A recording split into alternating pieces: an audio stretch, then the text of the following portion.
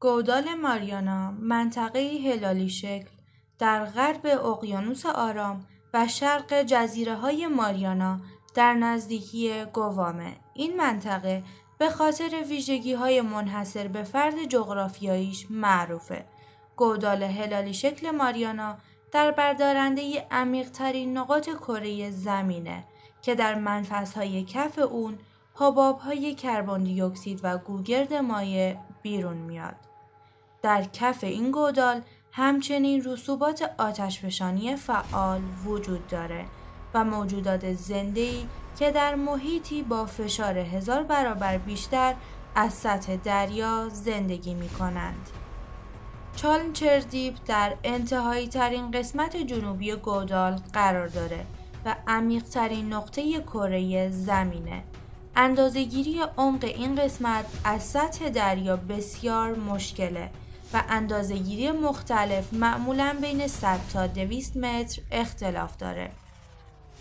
در سال 2010 کاوشگری به نام چالنچر دیپ در عمق 10994 متری به یکی از نقاط کف گودال رسیده. این اندازه با استفاده از روش ارسال سیگنال‌های صوتی به درون آب توسط سازمان ملی اقیانوسی و جوی انجام گرفت. در سال 2012 جیمز کامرون کارگردان هالیوودی فیلم‌هایی مانند آواتار و ترمیناتور با کاوشگر خود به عمق این گودال سفر کرد و خیلی سریع به عمق 10898 متری رسید، اما میتونست پایین‌تر نیز بره.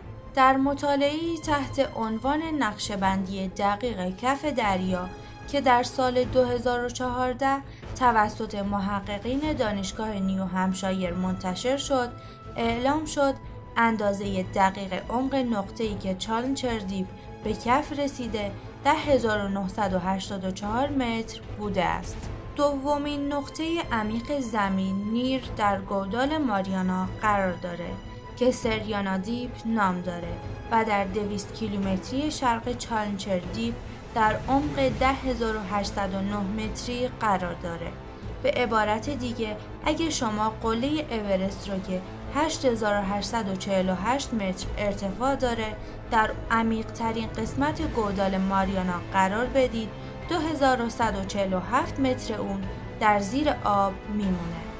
گودال ماریانا از آنجایی که هلالی شکل 2542 کیلومتر طول داره که اون تقریباً 3 برابر مساحت شهر تهرانه، اما عرض اون فقط 69 کیلومتره.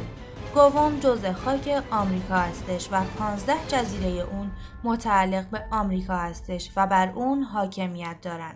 در سال 2009 رئیس جمهور آمریکا جورج بوش این منطقه رو محافظت شده اعلام میکنه. منطقه محافظت شده شامل تمامی جزیره‌های ماریانا، 21 آتشفشان و آبهای اطراف جزایر ماریانا هستش. گودال ماریانا توسط فرایندی به وجود اومده که در مناطق فرورانش اتفاق میفته. زمانی که دو تخت سنگ عظیم در پوسته کف اقیانوس به هم برخورد میکنند، در مناطق فرورانش قطعی از پوسته تحت فشار به زیر پوسته دیگر رانده میشه. زمانی که این اتفاق میفته، منطقه‌ای از زمین که دو پوسته از سطح کره زمین به سمت یکدیگر هستند حرکت کرده و یکی از پوسته ها به زیر پوسته دیگه میلغزه. به این پدیده پهنه فرورانش گفته میشه. به پدیده لغزیدن یک پوسته به زیر پوسته دیگه هم فرورانش میگن. پوسته پایین رونده در گوشته زمین فرو میره و ذوب میشه و گودال تشکیل میشه. در خصوص گودال ماریانا، پوسته اقیانوس آرام در زیر پوسته فیلیپین رفته است. پوسته اقیانوس آرام که همچنین صفحه تکتونیکی هم بهش میگن، در حدود 180 میلیون سال پیش تشکیل این دراز گودال رو داده است. با توجه به اینکه صفحه فیلیپین هم از صفحه تکتونیک کوچکتر و جوانتره. نیکولاس ون متخصص زلزله شناسی در دانشگاه کلمبیا اعلام کرد که در مناطق فرورانش پوسته سرد و حجیم به داخل گوشته زمین میره و نابود میشه.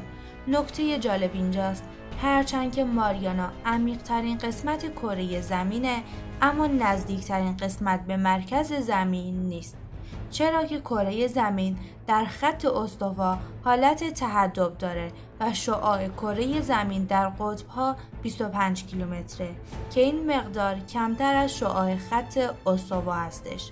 به همین خاطر کف اقیانوس شمالگان از نقطه چالنچر دیپ به مرکز زمین نزدیکتره.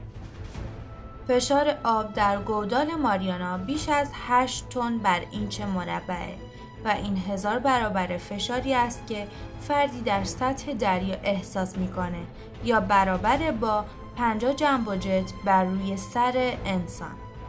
زنجیره‌ای از آتشفشان‌هایی که بالای امواج اقیانوسی فوران می‌کنند و جزایر ماریانا را شکل میدند، بازتاب دهنده شکل هلالی شکل گودال ماریانا هستند. برای مثال، آتشفشان ایفیکو گودال کربن دی اکسید مایع را از منافذ هیدروترمال بیرون میده. دمای دی اکسید مایع 217 درجه فارنهایت برابر با 103 درجه سلسیوس. در یکی از آتشفشان‌های آن به اسم دایکوکو حوضچه‌ای از گوگرد گداخته به اندازه 410 متر وجود داره که در هیچ جای کره زمین چنین موردی رو نمیتونیم پیدا کنیم. اخیراً در ماریانا کاوش‌های علمی از وجود گونه‌های متفاوت و عجیب حیات در این شرایط دشوار خبر میدن. ناتاشا گالو، دانشجوی دکترای مؤسسه اسکریپس اقیانوس شناسی که بر روی سفر جیمز کامرون مطالعه میکنه، ابراز داشت که آبزیان گودال ماریانا در تاریکی مطلق و تحت فشار زیادی زندگی میکنند. گالو همچنین میگه که منابع غذایی در گودال ماریانا بسیار محدود، درختان و نارگیل و منابع زمینی به ندرت راه به گودال ماریانا پیدا میکنه. پلانکتون های سطح دریا نیز لازمه که هزاران متر مسیر رو طی کنند تا به اونجا برسند. در عوض میکروب های وابسته به بعضی مواد شیمیایی مانند متان و گوگرد هستند.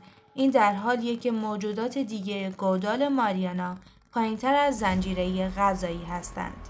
در گودال ماریانا 3 گونه شایع از موجودات دریایی زندگی می‌کنند که به ترتیب زنوفیفرز، آموفیدوس و هالوتریان نامیده میشن. زنوفیفرز ها شبیه آمیب های غول‌پیکر هستند و با محاصره آمیب ها غذاهای آنها را میخورند. آموفیدوس ها براق و قیافه میگو مانند دارند. هالوتریان گونه بسیار عجیب و شفاف از گونه خیار دریاییه. هالوتریان تقریباً گونه فراوان ماریاناست که به کرارت مشاهده شده. دانشمندان تاکنون تعداد 200 گونه مختلف از باکتری ها را در گلولای جمع‌آوری شده چالنچر دیپ مشاهده کردند. در طول سفر اکتشافی جیمز کامرون، دانشمندان تشک‌های میکروبی در سریانا دیپ، منطقه‌ای در شرق چالنر دیپ مشاهده کردند. این دسته‌های میکروبی از هیدروژن و متان آزاد شده ناشی از واکنش شیمیایی صخره‌ها و آب‌ها ذخیره می‌کنند. در سال 1875 ماریانا توسط چالنر کشف شد. در سال 1951 این گودال دوباره توسط چالنچر دیپ مورد بررسی قرار گرفت. در سال 1960 اولین زیردریایی به کف ماریانا برای اولین بار توسط ایالات متحده فرستاده شد. دانشمندان دان والش و دانشمند سوئیسی ژاک پیکارد نام داشتند. در سال 1995 زیردریایی ژاپنی کایکو نمونه‌ها و داده‌های بسیار مفیدی از گودال جمع‌آوری کرد. در سال 2009 ایالات متحده یک زیردریایی کنترل از راه دور را به نام نروس به کف چالنچر دیپ فرستاد و به مدت 10 ساعت در آنجا ماند.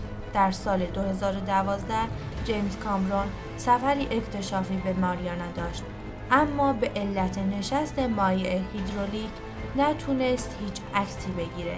جیمز کامرون زیردریاییش رو بعدها به مؤسسه اقیانوس‌شناسی دزپول بخشید.